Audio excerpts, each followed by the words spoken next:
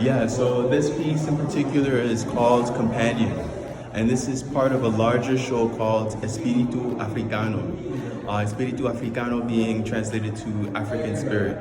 But then within that, like the idea of spirit can be interpreted so many different ways. Like if someone is spirited, they have like a lot of energy.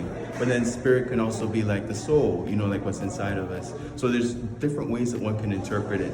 And then within this room in particular, we're standing in a room that has portraits of masks and people. And within it, what I was trying to do is give masks the same kind of attention that we would get from like doing a portrait, and to make them almost feel alive. So I did a series of 4 where I treated them as though like they were actual like person, right? And just like really went into detail with them. But then in another piece on the other wall, the one that you just saw a moment ago, is called Companion. And then within that one, I played around with the idea of like, what would it be like to have this mask come to life and to almost protect, to take care of, be a companion to someone. And for me, it became like an idea of like, you know, sometimes people say like, you know, you're being protected by this person or you have a spirit guide. So the embodiment of that is brought to life and in a visual sense, in the way that we can see within this piece. So right now we have this piece here, it's called Woman and Snake.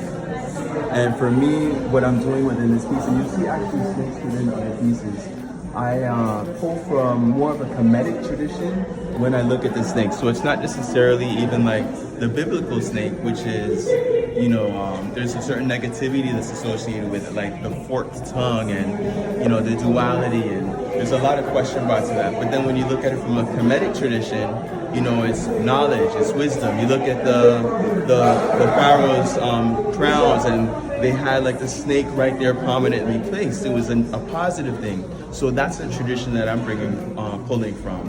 And even like when you look at the medical system, you know, like that, you know, they have the 2 snakes intertwined.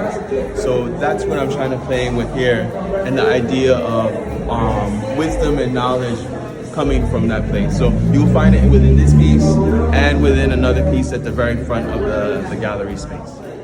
Channel when you paint, or do you think you're just painting because you plan to do this? When I paint, generally it is a result of some kind of question. So like a question that I might have for society in general, like to all of society, like not necessarily even a certain person, but more so it's like our placement within society. Like, why do we do this? Or why is this like this? Or how can this be changed? And for me, I see these as either being a question and answer or like a prayer. So certain pieces are actually like a prayer. Like, I want this to become a reality. And within my psyche and the way that we work, sometimes we need the visual to be able to bring certain things to life.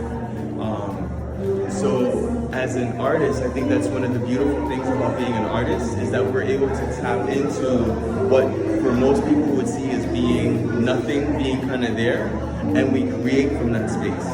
So I do, I guess, in some respect, kind of tap in, because there's like this idea and want for something to either be resolved or to become, and I go into that space, and from what would seem to be nothing, we are surrounded by things that now kind of give us a little bit more form and a platform. Because you hear this, there's music and there's also discussion. It gives us a space to have discussion about these things that weren't necessarily even being talked about before.